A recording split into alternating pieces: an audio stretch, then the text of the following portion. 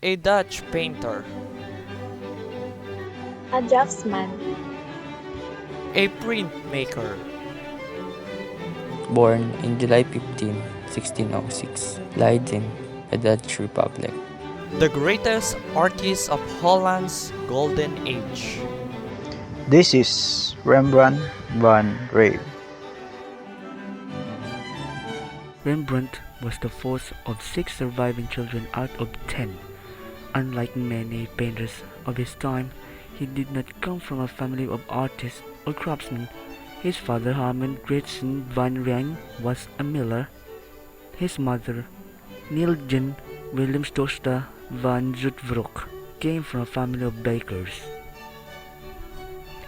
Early in his career, for some time, Rembrandt painted mainly portraits, although he continued to paint and etch and occasionally draw portraits throughout his career. He did so less frequently over time.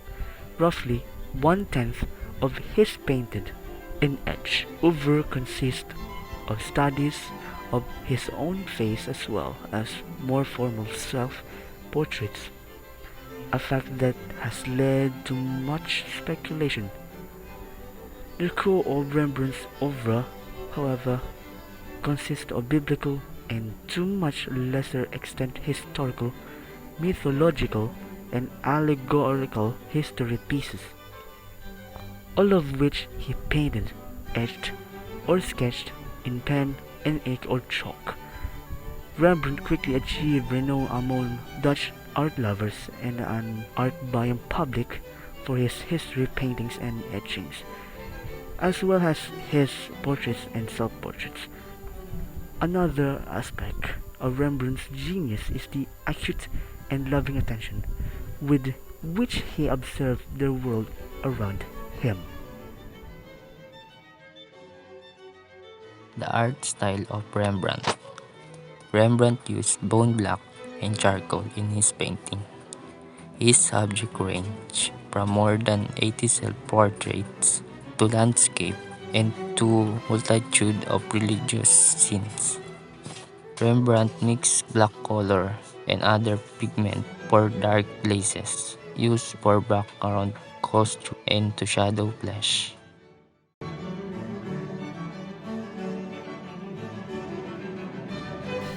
Rembrandt Harmenszoon van Rijn ranks as the best known but also the most controversial Dutch artist of the 17th century. One of the most persistent myths is that all of Rembrandt's troubles came out because of the night watch. This canvas, it was said, outraged the members of Captain Franz van Cock's militia because they couldn't see their faces clearly and was jeered by the public. Angered by Rembrandt's refusal to alter the painting, the militiamen refused to pay for it, and it was hung in out-of-the-way place to avoid embarrassment to the city of Amsterdam. The scandal in 1642 was the beginning of the end for poor Rembrandt, who was only 36 at the time.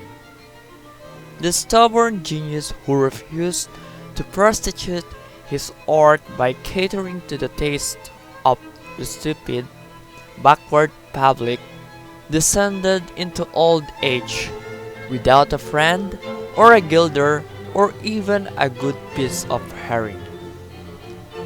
Rembrandt was embroidered by the Florentine Filippo Baldinucci, who included Rembrandt in a book of artist biographies he published in 1686.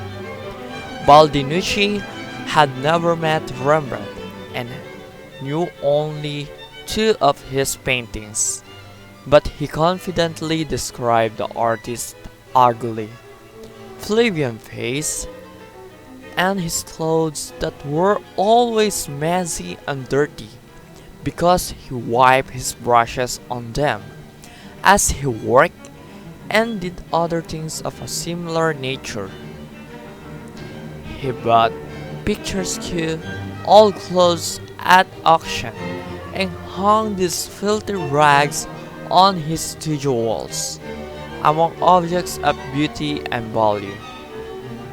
He disdained everybody wouldn't allow the greatest monarch in the world to interrupt him when he was working.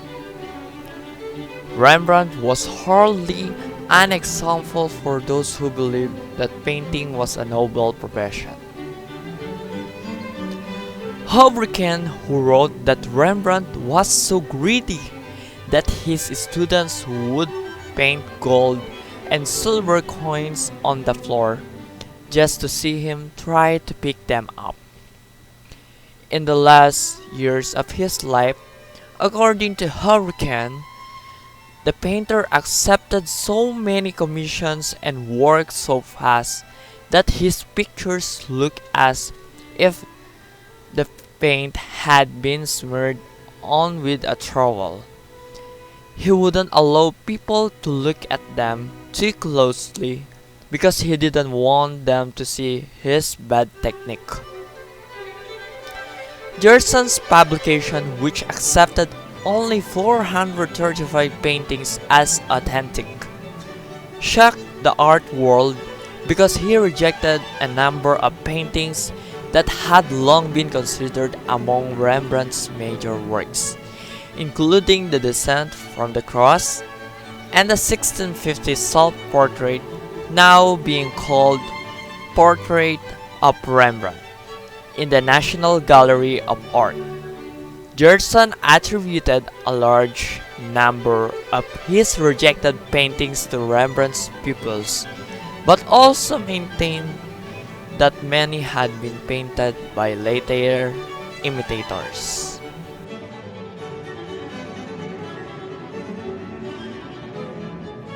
In this painting, The Spectacles Peddler, I have noticed that the old man is pointing out his fingers towards his eyes and a woman that is selling glasses, where in the painting the old man is blind. Then why would this woman sell a glass for this old man? I could say that this woman is deceiving the old man. I've noticed the aura of the woman and the purple blouse that is used to deception, and also a mysterious woman because of the color of her blouse. Rembrandt made different paintings about the five senses, and it makes me feel that he is very interested of painting things that are related in science, and how he was amazed by how the human body functions. I noticed that in every painting of senses, there were always three people that were checking on each other. All I can say about painting spectacles Pedral is that they are already civilized back then because that way they clothe themselves is very fascinating. The materials that are used in the painting is colorful and symbolize freedom when it comes to expressing one's feeling.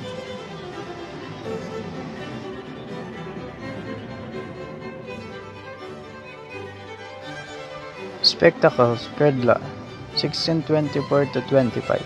The location of this painting ng Museum de l'Ancreal, Leiden, Netherlands. The Spectacle Seller, Rembrandt's earliest known work. He's painted at age around 17. His youthful talents is already apparent. Just look at the loose touch of paint in the Spectacle Seller, colors and the reflection of light on the gleaming lens in his case.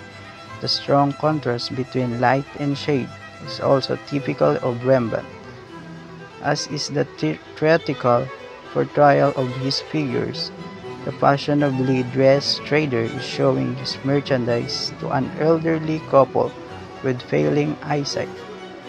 In this small painting, the act of looking quiet literally takes center stage.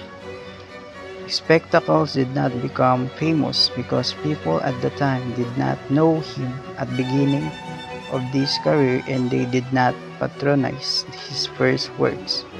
On the other hand, Rembrandt's other works reached the top of the line. Everyone became a fanatic of him and his famous painting.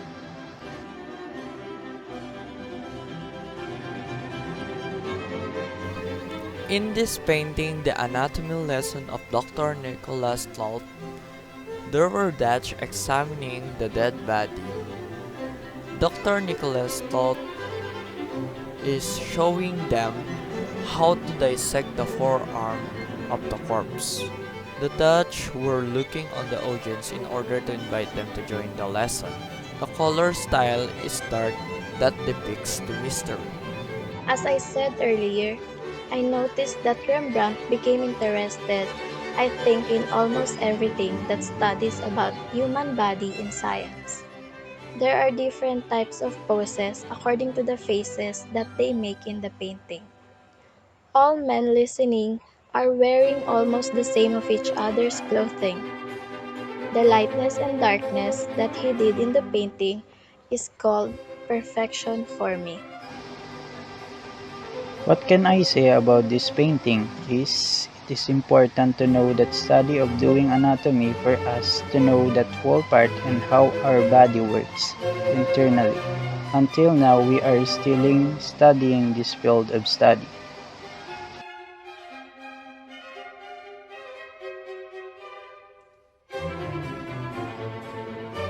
The anatomy lessons of Dr. Tolp is a detailed examination of a scene that Dr. Tolp was demonstrating the function of the surgery. As we can see, there are 7 awkwardly posed men with bright white, ruffled collars are intently observing a man named Dr. Tolp who is facilitating an anatomy lesson. He is demonstrating on a male cadaver. The angle and size of a dead man is making the viewer's eyes focus into the center. In the painting, Rembrandt's perspective is that anatomization takes place so that, instead of a formerly complete body, a new body of knowledge and understanding can be created. As the physical body is fragmented, so the body of understanding is held to be shaped and formed. Meaning that Rembrandt was making sure that the viewer understands the narrative without distractions by limiting the colors to simply dark or brightly lit, except for the bloody left forearm being dissected near the center of the composition. The brightest areas are the prone body, the faces, and Dr. Tolp's hands. All of these are meant to capture the viewer's attentions.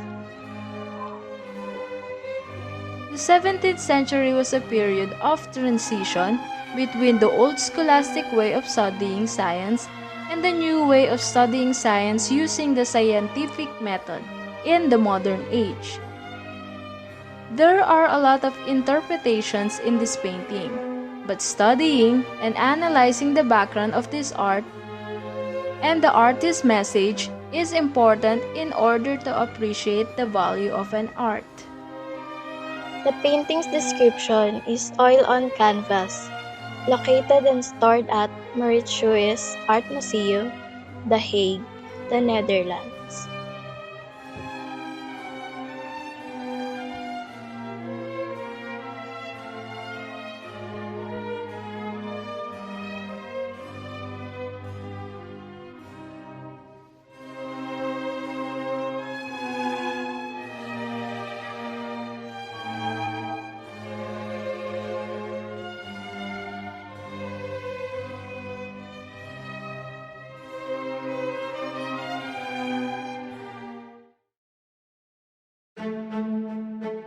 Oh mijn god, dit is goed. Dit is echt goed. How did he do it? Tjuk, tjuk, tjuk. Het stond gewoon oog in oog met Rembrandt. Every time I went to bed, I had Madame on the right and Monsieur on the left. Als de Rembrandts in deze categorie op de markt komen, betekent dat actie. Nous aussi, on voulait les deux peintures. Leggen die Fransen dus ineens 80 miljoen op tafel? Een diplomatieke rel. Nou en? Laat maar komen, joh. He lets himself go, a free spirit, in fact. I completely relate to the obsession. Maar dat je echt iets ontdekt uit het niets. You've got one shot. Dat is zo fantastisch. We hebben het gekocht. 120. Dat is een goeie, hè? Nee, dat is helemaal geen Rembrandt. I really don't get this. It's deeply emotional. Het gaat uiteindelijk om geld. I'm going to launch the raid on Rembrandt. List en bedrog in de kunstwereld over een nieuw ontdekte Rembrandt. Een bedrieger. Ik had een investeerder die tot miljoenen ging. It's a constant challenge, being able to hold and carry. Rembrandt held and carried this. Trust me. Alles of niets. Dit is van Rembrandt.